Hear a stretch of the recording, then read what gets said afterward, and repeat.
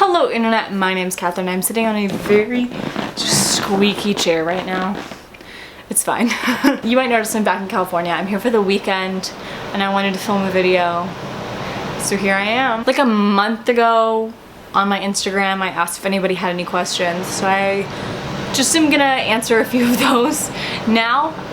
We'll see how long this video is. We'll see what it's about. Also slightly changed up my look. I have a hoop piercing now instead of a little stud, and I got these really long nails which make me feel very powerful. I really like them. They're this is not sponsored. I just actually really like these nails.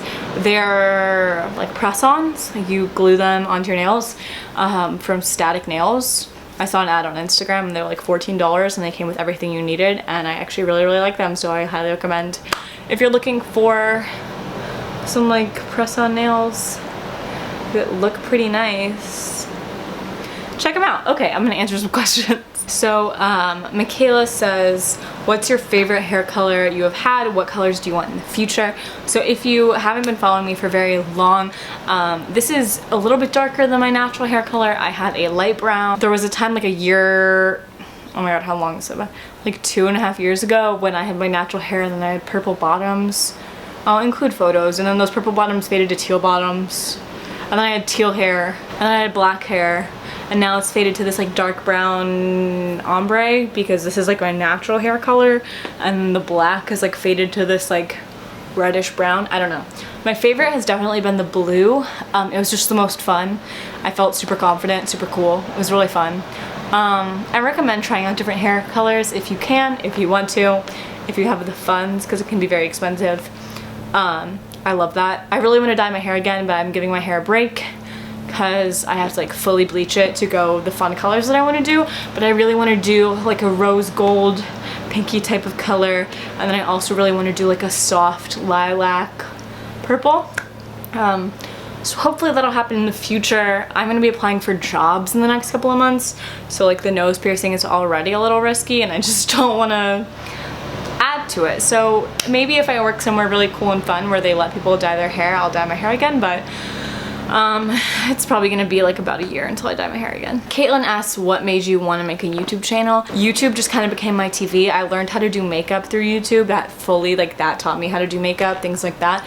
So I guess I was just like, this is really fun and really cool and my form of entertainment, and I think maybe I could make something people would want to watch. Or I just wanted also wanted a creative outlet so I could make things, and then I have this like video log of my life, which is really cool. So yeah. How long does it take to make a video? Because I want to start a channel, but I don't know if I have time. It really depends on the video. Sit down videos are the easiest because you can just sit down, pop up a camera, talk, and the editing tends to just be like cuts. So those videos can just take like 2 to 3 hours, I feel like. Filming, editing, making thumbnail, all that stuff. More in-depth videos, like videos where I have to like go out, like what college kids are wearing. Videos, vlogs obviously take longer because you have to like film for your whole day. It just depends on the type of video you're making. I would say most videos I probably spend about 5 hours working on, and then my more intense videos can take up to like 8 hours. So it just depends how much effort you want to put in. I think if you want to start, just start and put in as much time as you have and just go from there. Grace asks, what style of house would be your dream to have? I love brick houses. Anything with exposed brick, I'm a sucker for. Love it.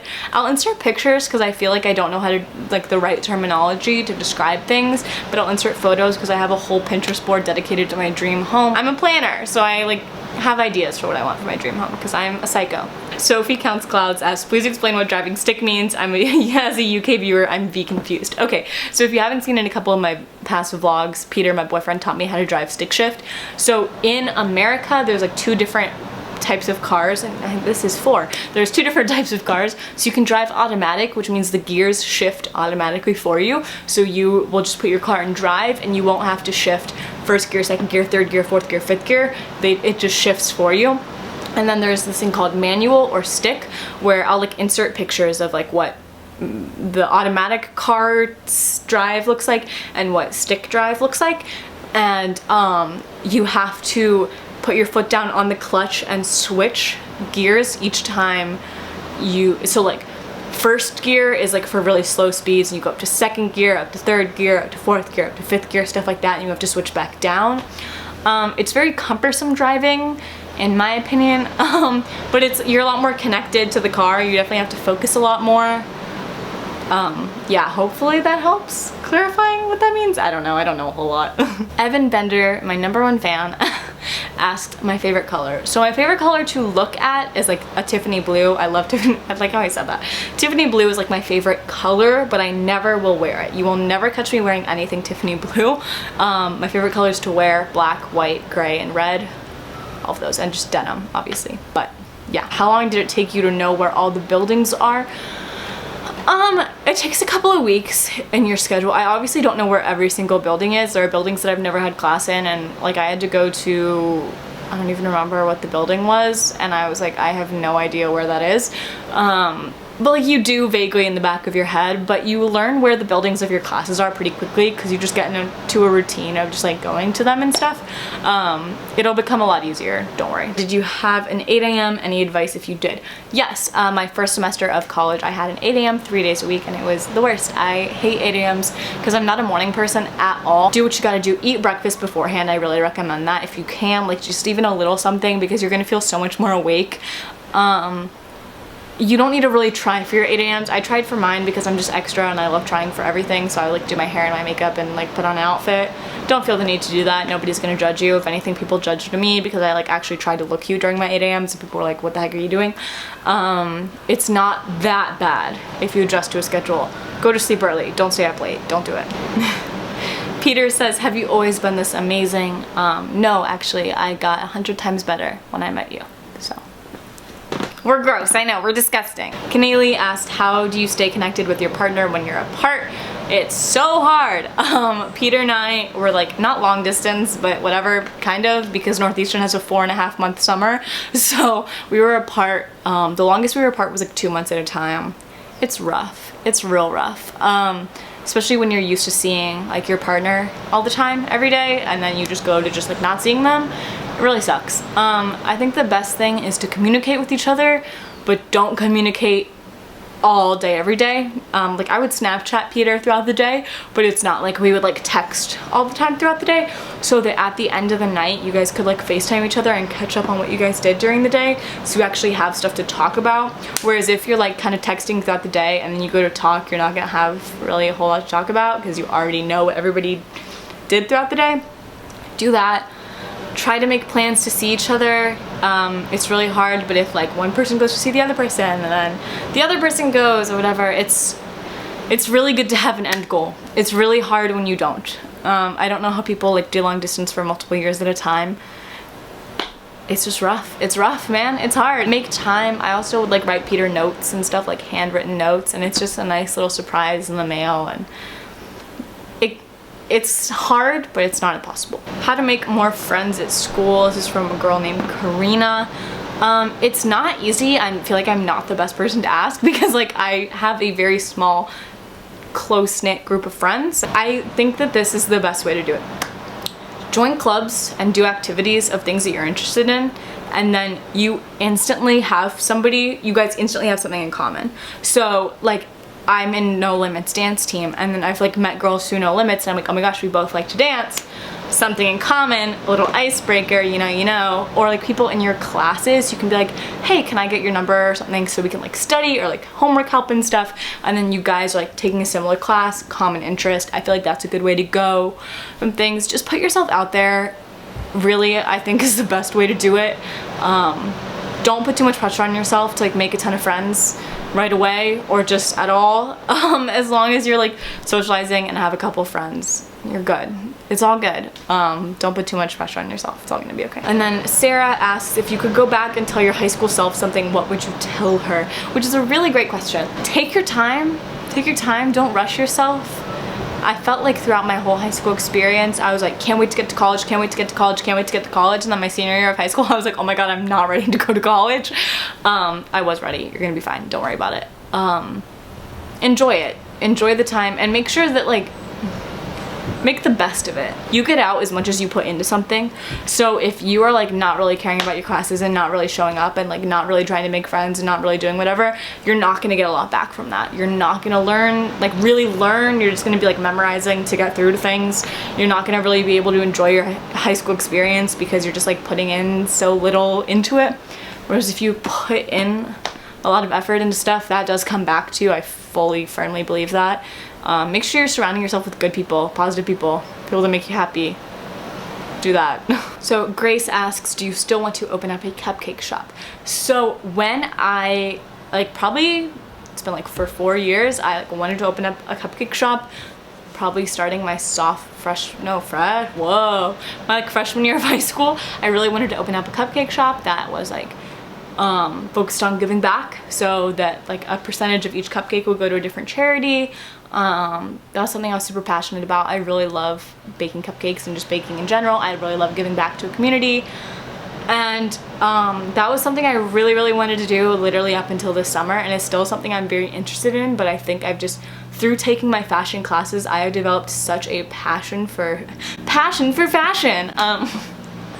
But I really have. I've developed such a love for it, and I really want to eventually start my own sustainable fashion line. So that, as of right now, is what I'm planning on doing. And in the future, I feel like the goal here is like if I can start a sustainable fashion line and like keep going with that, and then in like my off time that I'm definitely gonna have as a self-made entrepreneur with all the extra money that I'm gonna be making from my job that definitely has great job security, I'll open up a cupcake shop, and then later on in life start writing some books. That is what I could like, that would be the dream. But I really am doing what I want to do in my life, which I think is really important. I feel like a lot of people do what they think they should be doing in life, or they see like, oh, I'm good at this, this will make me money, I should do this. And that's great, that's really good. Like if you're doing that, do that if that's what you want to do. For me, I needed to find something I was passionate about, because if I could never like be an accountant, because that's not something I have a passion for. I have friends who like want to be accountants and are super passionate about like debits and credits and all that stuff, and I'm like, go for it. I'm just such a creatively driven person. I can't picture myself doing anything that's not creative, and I have to at least try and possibly fail, but I have to at least try, because if I just didn't like go for it and follow my dreams, I think I would second guess myself for the rest of my life. And I'm really lucky to be in a family where my family really supports me through that. I'm in a relationship where my boyfriend really supports me through that. He's like, follow your dreams, babe, like do it, go for it. Like through everything I want to do, he is my #1 fan. So so no, I don't want to open up a cupcake shop as my primary goal right now. It's a secondary goal. Sarah asks, what's college life like in Boston? Was it hard transitioning to the cold? College life in Boston is great. I actually really love Boston. Obviously that's kind of why I applied to 6 schools in Boston and decided to come here. I think Northeastern is in a great location. We are like kind of in the middle of something, of everything. The T, which is our public transportation line, goes like right through Northeastern. We have like 2 access points to it. So whether you're taking the orange line or the green line, you can hop on campus, and like it can get you places super quickly. I love that. I love the location. I love Boston. It's like more of a city than what I'm used to, but it's not a big city. It's like a small city, if that makes sense. So there's still like some like hustle and bustle, but it's not like New York or LA. I love the architecture. It's like super Gothic style architecture. There's new things to do all the time. I just am busy all the time, so I don't explore as much as I'd like to. There's so much history. I really do love Boston a lot. If you're under 21, the nightlife is kind of hard because most things are like 21 and over. Like even if you wanted to go bowling, which kind of sucks because I love bowling and would love to be able to do that. But that's probably one of my only like qualms with Boston. I really love it, and I love going to school there. It's definitely a young person city. Like it is incredible. There's like 52 colleges in Boston. So being in Boston, you're just surrounded by tons of people your own age, like more than I have ever been before, and it's incredible. I love it. It's great. And then transitioning to the cold actually wasn't that bad. Either we had a super mild winter, which I'm pretty sure we did, thanks climate change, I'm terrified. Like, you know when you have like a really mild winter and like, yeah, that's great, but I'm like, why are the ice caps melting? Like, why is there not 8 feet of snow outside my door right now? It only snowed, like snowed, probably like 3 or 4 times while I was there. And it's really not that bad. Once you get into the winter, I feel like it's like usually around 30 degrees every single day for like 2 months. And that sounds super, super cold if you're from somewhere warm like I am. But truthfully, you adjust so quickly.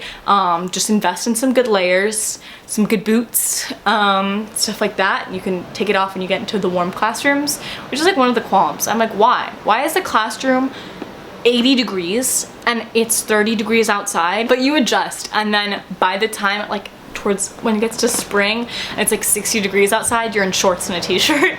And then I spend the summer in Florida, and then I come back and it's 60 degrees and I'm like, oh, chilly again. So it's a cycle. All right, well, that was my video. If you ever want to be involved in any of these Q&As, give me a follow on Instagram at Catherine Hayden. I do these every once in a while. I like making Q&As. They're really funny videos and I like interacting with people, so do that. You can also just always DM me questions about Northeastern or life. Maybe. Don't like send me your deep life questions. I have my own stuff I'm working on. Alright, well, that was my video. I hope you guys enjoyed. If you did, make sure you give it a big thumbs up and subscribe down below. I try to make videos every single Saturday and I would love to have you. Hope you guys have a great day and I love you so much. Bye!